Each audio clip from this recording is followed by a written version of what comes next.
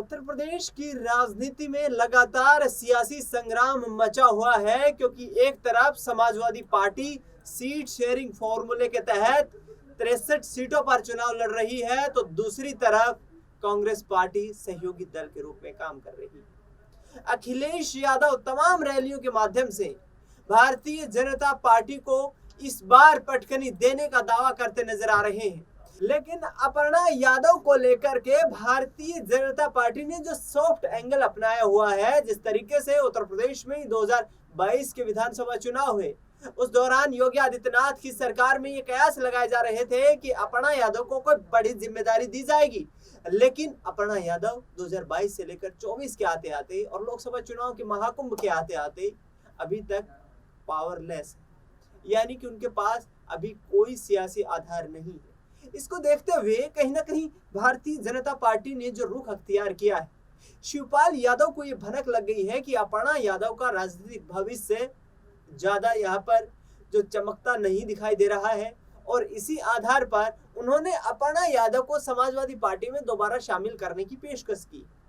शिवपाल यादव की तरफ से कहा गया है कि अपर्णा यादव हमारे परिवार का एक अभिन्न हिस्सा है। राजनीतिक लिहाज से बेशक दूरियां हैं, लेकिन व्यक्तिगत रूप से वो आज भी हमारे परिवार में उसी आधार पर रह रही हैं जैसा कि उनका व्यवहार नेताजी के निधन से पहले था। यानी कि साफ तौर पर अपर्णा यादव को समाजवादी पार्टी खेमे में शामिल करवाने की कोशिशें शिवपाल यादव के द्वारा की जा रही हैं। ऐसे में माही मेरे साथ मौजूद हैं और इनसे जानने की कोशिश करेंगे कि आखिरकार अपर्णा यादव का आगामी वक्त में क्या सियासी कदम हो सकता है। क्या माही यहाँ से अपर्णा यादव, जो कि बीजेपी की तरफ से अभी कोई सीट नहीं दी गई है, कोई उनको सत्ता की ताकत नहीं दी गई है, तो क्या यहाँ पर समाजवादी पार्टी में उनकी वापसी हो सकती है? जी बिल्कुल कह सकते हैं दिनेश, और इसके दो पहलू निकल कर आते हैं। आप देखिएगा, जब से वो पार्टी में शामिल हुई हैं अब तक उनको पार्टी ने कोई बड़ी जिम्मेदारी नहीं दी है। अब ऐसे में वो बीच में आपने देखा होगा कि वो योगी से मिलते हुए नजर आती हैं और शीर्ष कमान से मुलाकात करती हैं, लेकिन उसके बाद भी उनको कोई सीट जब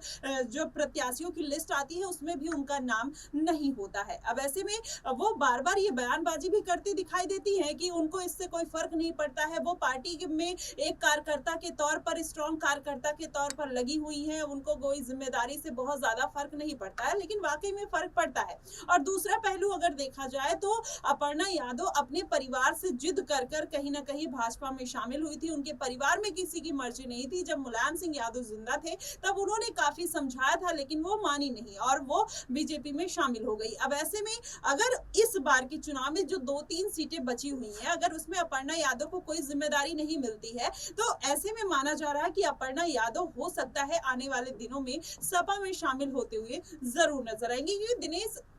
किसी भी कार्यकर्ता, किसी भी नेता के लिए ये बहुत महत्वपूर्ण होता है कि अगर वो पार्टी में एक्टिव है तो काफी समय से उसको कोई जिम्मेदारी नहीं मिली है तो उसको कोई बड़ी जिम्मेदारी दी जाए। शायद यही चीज कह सकते हैं कि अपर्णा यादव पहले अखिलेश यादव के लिए बहुत सॉफ्ट रुख में काम करते हुए नजर आई थी, लेकिन अभी आप देखिए एक दो बयानबाजी उनकी देखिए, वो अखिलेश यादव के ऊपर अब अटैक करते हुए दिखाई दे रही है। तो अब ऐसे में वो दोनों पहलुओं पर काम करते हुए चल रही है। अगर वो इसके पहले इसका एक ये भी पहलू हो सकता है, जब मैनपुरी से आपने डिंपल यादव के खिलाफ उनको चुनाव के लिए एक नाम आ रहा था, तब उन्होंने मना कर दिया था साफ तौर पर कि वो अपने परिवार के खिलाफ चुनाव नहीं लड़ेंगी। अब ऐसे में भाजपा ने भी ये चीज नोटिस की है। इसके बाद उन्होंने जयवीर सिंह ठाकुर को वहां से उतारा, तो उनको भी लग रहा था कि अगर उनके सामने आएंगी तो बड़ी टक्कर देते हुए नजर आएंगी, लेकिन उन्होंने साफ तौर पर मना कर दिया। तो हो सकता है भाजपा के खेमे में इस बात का वो चल रहा हो, अनबन चल रही हो कि भाई ये अपने परिवार के खिलाफ नहीं, तो ये राजनीतिक विरासत है, इसमें तो आगे बढ़ने के लिए सारी चीजें करनी पड़ती है। उसके बाद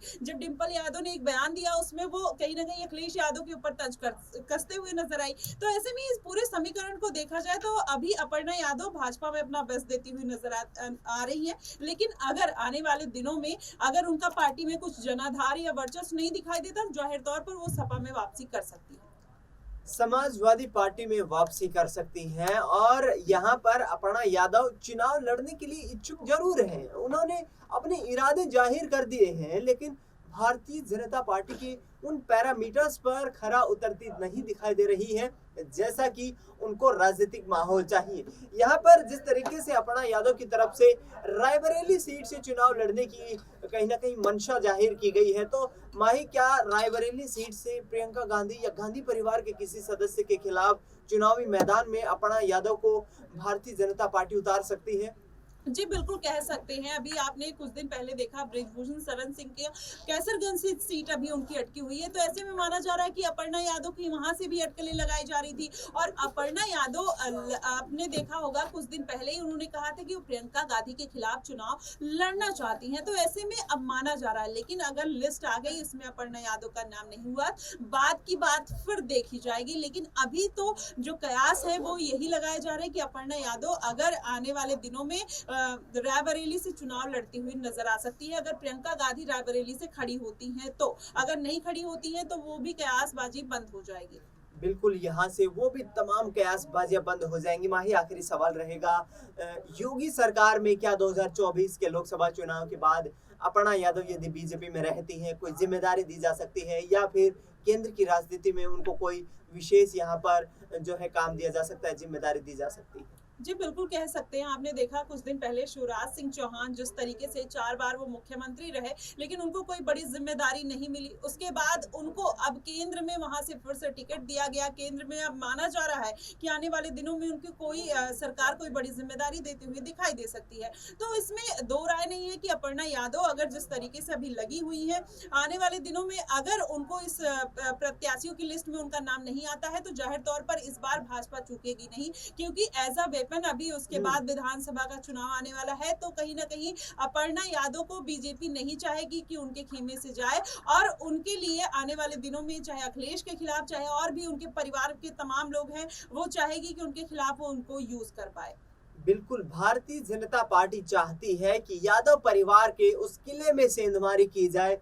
जिस किले के दम पर अखिलेश यादव, मुलायम सिंह यादव, शिवपाल यादव लगातार अपने राजनीतिक आधार को मजबूत करते रहे हैं। लेकिन कहीं ना कहीं अखिलेश यादव की तरफ से जो आरोप लगाए जा रहे हैं, उनकी तरफ से कहा जा रहा है कि परिवार को तोड़ने की कोशिशें भारतीय जनता पार्टी हाईकमान करती नजर आ रही है। लेकिन देखना यह होगा कि क्या भारतीय जनता पार्टी अब अपर्णा यादव, जो कि लंबे समय से परिवार से दूर होकर के, परिवार की विचारधारा से दूर होकर जिस तरीके से संगठन के साथ मिलकर के काम कर रही है, जिस यहाँ धार और रफ्तार के साथ काम कर रही है, परिवार के सदस्यों के खिलाफ जुबानी जंग छोड़ रही है, ऐसे में क्या आगामी वक्त में अपर्णा यादव को सत्ता की ताकत भारतीय जनता पार्टी यहाँ से देगी, और क्या योगी सरकार या फिर केंद्रीय कैबिनेट में कोई बड़ा पद दिया जाएगा? माही, आपने तमाम जानकारी साझा की, आपका बहुत बहुत शुक्रिया। इस पूरे मुद्दे पर आपकी क्या राय प्रतिक्रिया है कमेंट बॉक्स में जरूर बताएं। देश दुनिया की